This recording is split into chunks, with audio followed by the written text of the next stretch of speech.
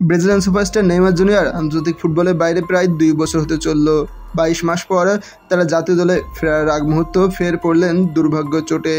ফলে আসন্ন বিশ্বকাপ বাছাইয়ের জন্য কার্লো আনচেলত্তি স্কোয়াডে জায়গা হয়নি নেইমারের, যা নিয়ে তিনি এখনও প্রতিক্রিয়া দেখাননি। তবে স্কোয়াডে জায়গা না পাওয়া নিয়ে নিজের ইনস্টাগ্রামে ইঙ্গিতপূর্ণ স্টোরি দিয়েছে বলে ধারণা করা হচ্ছে।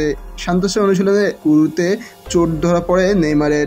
স্ক্যান রিপোর্ট হাতে পাওয়ার পর সেটি ব্রাজিলিয়ান ফুটবল ফেডারেশনকে জানিয়েছে সান্তোস। সেই চোটেই 33 বছর বয়সী ফরওয়ার্ড ব্রাজিল স্কোয়াড থেকে বাদ পড়ার কারণ বলে জানিয়েছে কোচ আনচেলত্তি। যদি আগস্টের শেষ নাগাদ সান্তোসের ক্যাম্পে ফিরবে বলে ধারণা করা হচ্ছে, তবুও ব্রাজিলিয়ান কোচ পূর্ণ ফিট খেলোয়াড়দের তার স্কোয়াডে চান। এদিকে সান্তোসের ক্যাম্পে ফেরার আগে জিমে চোট পুনর্বাসন শুরু করেছে নেইমার। ইনস্টাগ্রাম স্টোরিতে সেসব ছবির সঙ্গে একটি ক্যাপশন দিয়েছে এই সেলেসাও তারকা। তিনি লিখেছেন, লক্ষ্য পূরণের আকাঙ্ক্ষা, দৃঢ় সংকল্প এবং অবিচল অধ্যায় থেকে সাফল্য আসে। আপনি যদি চূড়ান্ত লক্ষ্য নাও পৌঁছাতে পারেন, তবুও যারা বাধা খুঁজে বের করে তা অতিক্রম করে তা প্রশংসনীয় কিছুই অর্জন করবে।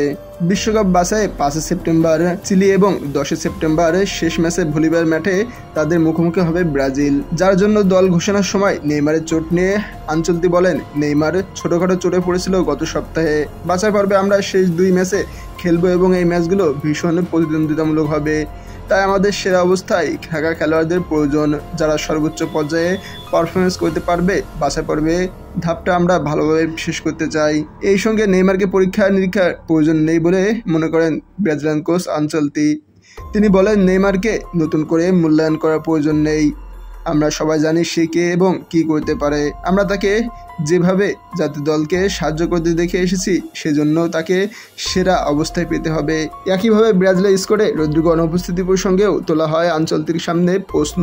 জবাবে তিনি খেলোয়াড়দের ডাক পাওয়া নেপথ্যপূর্ণ ফিট থাকার সত্যটি স্মরণ করে দিয়েছেন।